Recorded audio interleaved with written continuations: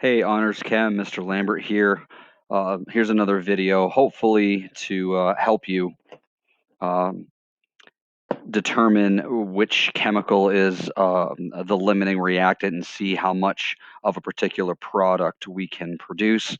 In the last video that I um, uploaded, I guess, we went from moles of reactants to moles of product, and we talked about the chemical that produced the least amount of product was the limiting reactant. Well, what if we, instead of starting with measurements in moles, what if we started in grams? It's the same concept. It's just going to be a longer dimensional analysis problem. So we're going to go from grams of a particular reactant to moles using the molar mass. Of course, I have it right here. You're going to need the periodic table, and then we can use the mole to mole ratio, and we can figure all that stuff out. So let's do a quick example problem here. Just as a reminder, we're still in Lesson 9, Chapter 9. This is Section 9.4. It's the second part because this is a tricky concept. We're still talking about limiting reactants.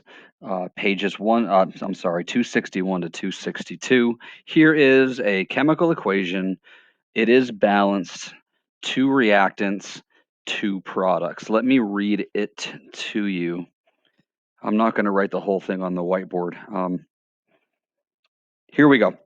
This is from page 261, sample problem 9.8. When silicon dioxide, right there, sand, and carbon, right there, are heated, the products are silicon carbide, right there, and carbon monoxide, right there. Silicon carbide is a ceramic material that tolerates extreme temperatures and is used as an abrasive and in the brake discs of sports cars. So here's the actual question. How many grams of carbon monoxide, this product right here, how many grams of carbon monoxide are formed from 70.0 grams of silicon dioxide, that reactant, and 50.0 grams of carbon, that reactant? Keep in mind, each reactant has a different molar mass. We can't just look and think that the smaller number is going to produce the least amount of product. What we have to do is we have to go, just like we did in the last video, going from moles of each reactant to moles of a particular product. We're going to go from grams of each of these, the 70 and the 50 grams of each of these, and we're going to eventually get grams, not moles, but grams of this product. They are not asking in this particular problem, they're not asking about silicon carbide, they're asking about carbon monoxide. So we're going to be jumping from, 70 grams of SiO2.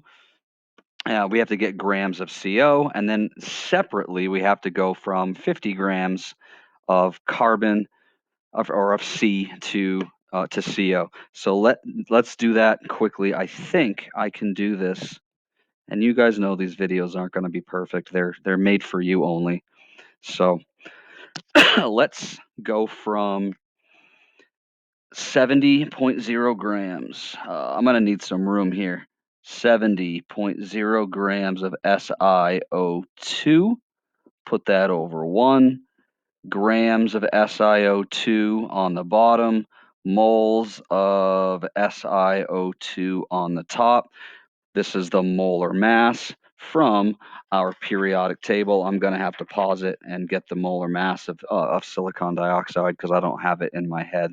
But for every 1 mole of SiO2, there are, let's get the molar mass here. I Googled it, 60.08. 60.08 grams of SiO2 for every 1 mole. Grams of SiO2 cancels out. Grams cancels out. Now we're in moles of reactant. We have to go to moles of the product that they're asking about. Again, they're asking grams, but we still have to do the mole to mole ratio. So we have two more fractions we need to do here. Make that big enough so you can see it. We're going to bring down moles of SiO2. And now we're going to jump from moles of SiO2 to moles of CO. This is where we use our balanced chemical equation and find the mole to mole ratio. We're jumping from here to here. It's a 1 to 2 ratio. For every 1 mole of SiO2, we could produce 2 moles of CO, and that would cancel out moles of SiO2. And that's great. If we stop now, we'd end up in moles of CO, but they want grams of CO. So we have to go from moles of CO back into grams using this chemical's molar mass. Keep in mind the 2 has already been taken care of right here. We're just using the molar mass in this last fraction.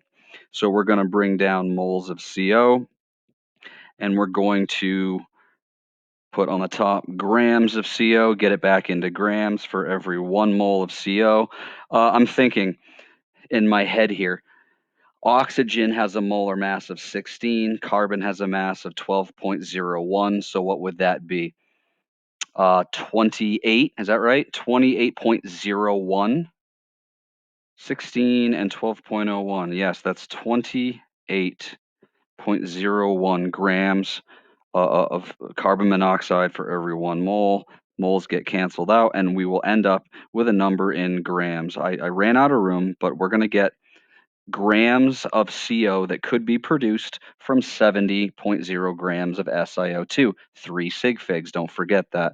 So let me grab my calculator, and we have 70. I don't need to put 70.0 into the calculator. We just need to know that it's 3 sig figs. 70 divided by 60.08 times 2 times 28.01. Keep in mind, what did we just do? We just did a theoretical calculation. If we used up 70.0 grams of silicon dioxide, how much carbon monoxide could we produce? This is what the calculator spits out. I don't know if you can see the decimal point there. It's 65.2, but the 6 is a rounding number, so we're going to round that up to 65.3. If we used up all 70 grams of this, we could produce 65.3 grams of CO. Well, that's awesome, but that doesn't really tell us which chemical runs out first yet. We need to separately, down below, we need to separately convert from 50 grams of carbon to the same product. Don't forget, smaller number wins. The smaller number that could be produced tells us which reactant at the beginning is our limiting reactant. So forgive the messiness. Again, this video is just for you guys. We're going to go from 50.0 grams. I hope you can see that. It's hard for me to write like this, but that's what we're going to do. You've told me these videos help, so that's what we're going to keep doing. It's just carbon, so that's going to be easy in terms of molar mass. Grams of carbon on the bottom, moles of carbon on the top. Molar mass here, folks. For every 1 mole of carbon, your periodic table, this is right from your periodic table, tells you that it's 12.01 grams. That cancels out grams of carbon. Next is our mole to mole ratio. I need to make that line a little bit bigger. I know I do. Mole to mole ratio, we're going to the same product as we did up here. You have to. Otherwise, if you go to a different product, it doesn't tell you anything. It doesn't tell you which one runs out first. So we're going to go moles of C on the bottom to moles of CO on the top. You can still see that. I'm sorry. I can't make it neat. Mole to mole ratio, it's a 3 to 2. 3 on the bottom For every 3 moles of this reactant, we need 2 moles of this product, or we get 2 moles of this product. And then lastly, we're going to bring down, moles of carbon by. Now, moles of CO to grams of CO. Here's a cool part. Since we're going to the same product, this last fraction is going to be exactly the same. It's the molar mass of this product. So we're just going to copy this part right here. For every 1 mole of CO, there are 28.01, oh boy, 28.01 grams. So we now need to do the math. Keep in mind, this number is for up here. This number is from our 70 grams of silicon dioxide. How many grams of CO can 50 grams of carbon make? Let's see. 50. I want to make sure everyone can see what I'm going to do here. Ignoring the ones. 50, I'm going to move that, divided by 12.01 times 2 divided by 3 times 2 divided by 3 times the molar mass times 28.01. This is 77. Let me show it to you. Sorry, 77.7. That's going to get rounded down. So 77.7 grams of CO. What does that tell us? It tells us that, let's go back to these two reactants. If we used up all 70 grams of SiO2, we could produce 65.3 grams of CO, that product that they asked you about. If we used up all 50.0 grams of carbon, then we could produce 77.7 grams of CO. Smallest number wins. Which of the two reactants